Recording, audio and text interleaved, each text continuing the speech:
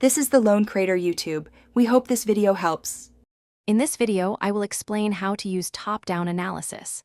This method begins by examining the broadest possible factors impacting a situation, then systematically narrows its focus.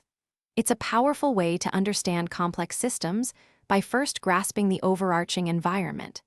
This approach ensures your decisions are well-grounded in the fundamental truths of the market, helping you avoid common pitfalls.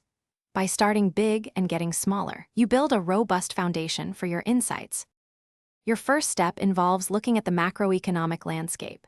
Consider factors like global growth projections, perhaps a forecast of 3% for the coming year, or significant shifts in consumer spending habits.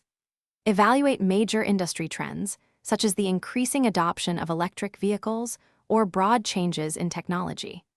Understanding these large-scale movements gives you essential context for subsequent, more detailed investigations, setting the stage for deeper insights. Once you have the big picture, narrow your focus to a specific sector or industry. For instance, if you consider the tech industry, now explore software development or semiconductor manufacturing. Analyze key industry players, their market shares, and the competitive environment.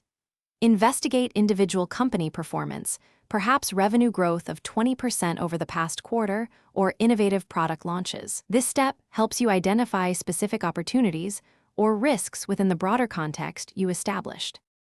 Finally, bring all your information together to make an informed decision. Connect the global trends you identified with the specific company's performance, creating a complete narrative. For example, a strong economic outlook paired with a company showing significant earnings growth creates a compelling investment case. Remember, top-down analysis is not a one-time event. Continually monitor the environment and be ready to adapt your strategy based on new information, ensuring your decisions remain relevant. Thanks for watching. Consider subscribing if we helped you.